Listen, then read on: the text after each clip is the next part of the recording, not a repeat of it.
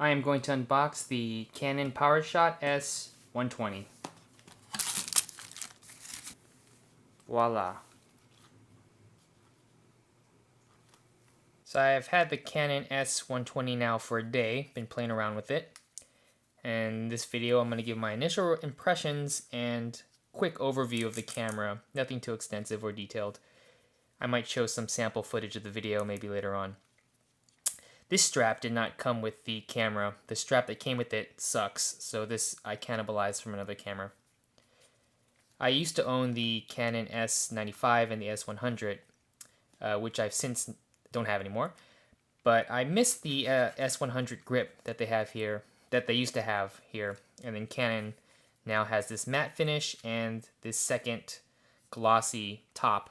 I got the point and shoot because I like to have manual controls and raw capabilities and good video quality, but I want to use it on full auto. I want a camera that I can just pull out of my pocket, snap a quick photo, take a quick video, and have the best quality on fully automatic features. When I want to do more than just snap a photo on my iPhone, this I am going to use for video. Documenting whatever, my life, who knows. You cannot control the shutter speed, ISO, and the f-stop at the same time.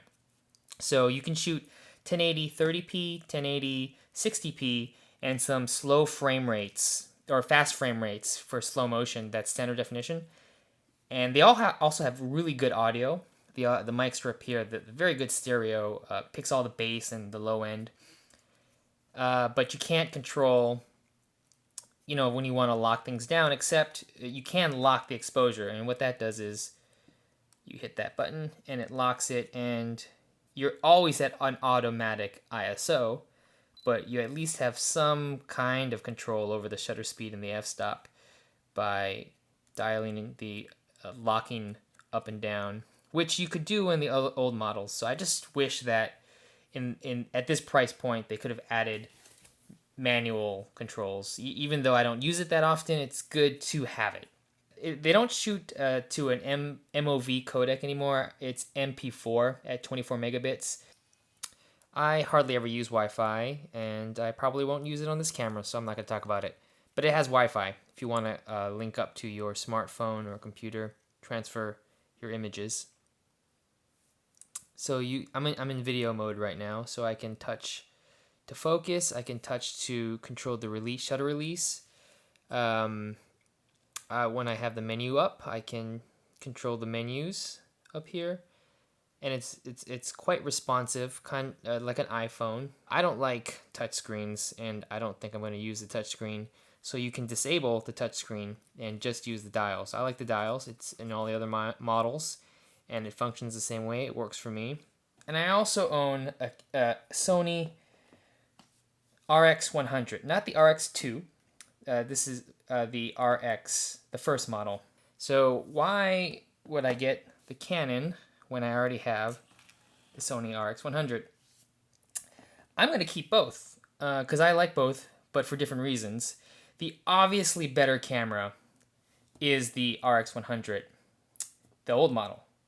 The RX100 II is probably even way better than the Canon S120, but the 100, this is, if you look around, you could probably find a very close price point used from the RX100 to the $450 Canon.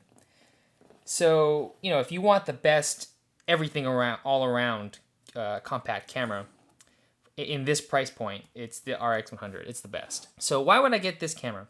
Well, I got this camera primarily for the 24 millimeter lens. This is a 28. Even the 102 is a 28 millimeter wide angle. I like wide angle photos.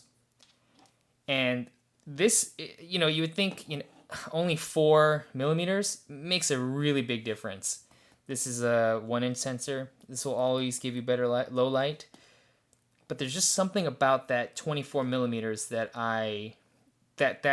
my focal length. That's my favorite focal length. And this is the camera that has it. If Sony were to have the 24mm, I would get the Sony instead, but it doesn't. Even though the RX100 is thicker, they're both the same length. Even though it's thicker, it's got a bigger lens too. They weigh the same. I can't really tell. I mean, if I put it on a scale, though, I'll probably be able to tell. But just in the hand, they weigh very similar. I was shooting the RX100, my videos on MP4, which is 1440 by 1080, not even 1920. So and it was a lower megabits. So I wasn't really utilizing the video to its full capabilities because I don't like AVC HD. But the Canon now shoots MP4, which is easier to edit, easier to watch right off the SD card on my computer in QuickTime.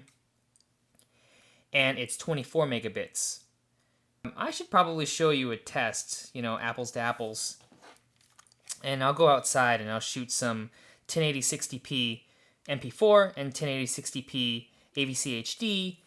I'll try to get a similar exposure, or I'll shoot them both on automatic. That'll be equal. And I will slow it down to 24p, and I'll show you those clips right now.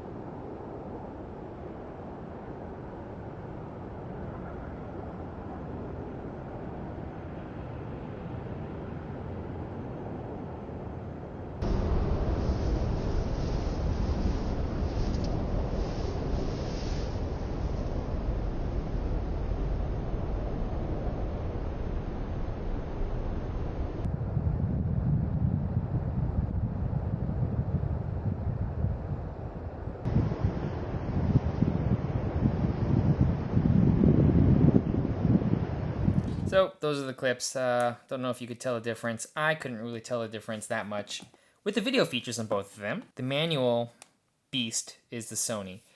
This you can have 60p with full manual control, or automatic, or shutter priority, or aperture priority.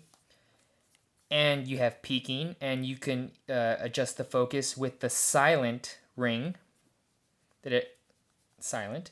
Whereas the Canon, all the S series, they're clicking, and you can't adjust the focus with this. You have to adjust the focus with the dial in the back, which is kind of weird, but that's how you do it.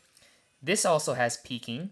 One of the things I don't like about the Canon right off the bat is the battery life. The battery, I used it for a day and it maybe lasted 2 to 3 hours. I can shoot a full day with the Sony with one battery. So the battery life, I think it manages it better. If you have a question, leave a comment below, and yeah, I might answer it, might not. Don't get your hopes up.